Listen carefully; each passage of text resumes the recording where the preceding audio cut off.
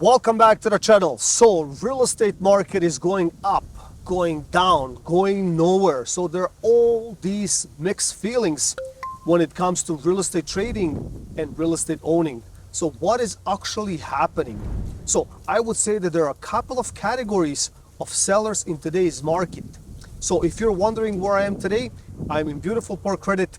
We're nearing the end of October, and I'm telling you, the leaves are falling everywhere and it's becoming gray. So let's get back into the video.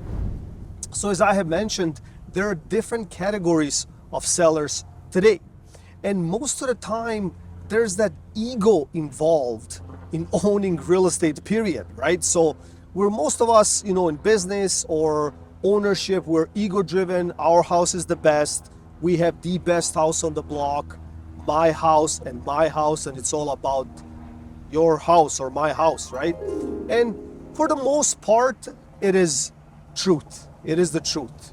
Some of sellers have the best product available, and some of them have the best finishes. Now, whether those finishes are gonna fetch certain numbers in today's market, because there are a lot of other things involved when it comes to resale or selling a property, is a different story. But that ego gets in the way, right? So we have these sellers that have the best house, that they put their sweat equity, maybe their knowledge of, or craftsmanship of getting that property to a particular standard, and they do not wanna give that away just like that, right? And there's obviously that reason. So when dealing with these type of sellers, it is very difficult to kind of break that barrier, because they're extremely stuck to the price, and all they think about is the price. Now, we have other sellers that are maybe in a different position, right? Those sellers were buyers a few years ago, and those buyers, overpaid or paid that particular market value at that point, which was crazy, ludicrous, insane, right? They were probably going through a bidding war. They were probably jumping all these loops. They were paying over and over and over and over. So now, when those buyers are sellers today, they're trying to sing the same tune, right? So what they say is this: look, when I bought a few years ago, I went through a bidding war. And now today, when I'm selling, I'm expecting the price to be high. I need my money back. Most of the time, this is the magic sentence that I hear. I need to get paid. I want to get paid on my investment. I need to recoup my funds or money or the flip or whatever it is, right? But unfortunately, things are changing due to so many other circumstances. And now there are these sellers that, bought long time ago, and they're probably not in a pickle, or they're not in a problem when it comes to their financial aspect, right? And they have time to hover. And most of these hovering listings or homes, they're currently sitting on the market to affect everyone else, right? In a way where the algorithm on the MLS starts calculating these things differently.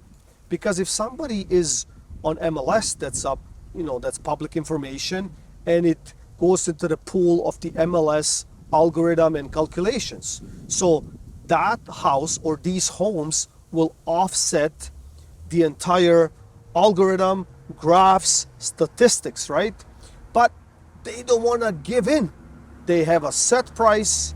They want to make sure that they get the top dollar, which is totally respectable and understandable. But for some reason, they're stuck in that, era that we went through a few years ago, in which is the peak era. It seems like that's the only thing that they can remember, right? But then when you ask them, look, how much did you pay for your current home that you're selling today? right? And they come up with numbers, 300,000, 300, 400, whatever, right? So they don't want to give in, and they want the maximum price for some odd, I don't know where they're getting these statistics, but I'm not blaming them. They can do whatever they want to do, and they're allowed to do whatever they want to do. Now, we get into these sellers that are overextended, and these sellers, unfortunately, have issues because the carrying cost of the current property is probably crazy, stupid high. They cannot afford it. They're, going to the banks. They're trying to play with the line of credits, and they're trying to somehow patch these ends and ride out the wave. But when talking to them, they seem to have the same strategy. They want the top dollar. They don't want to reduce. And oddly enough, for some reason, they all say similar things, but they say that the market will recover fast, and within a few months we will see increase in prices, and there's going to be lineups, and I just don't know where they're getting this information from. So what I can say, most of the time it's the fear speaking from somewhere internally, the fear like everything is going to be okay, we're going to be fine, even though they've been hurt for a long time and they owe money to the bank left, right, and center, and they keep adding on that debt that they keep on going, like it keeps piling up. So I think those sellers can actually crash the market. I know you're probably watching this and you're laughing, and some of you, as I mentioned, will say, nah, don't worry about it, we're strong, right?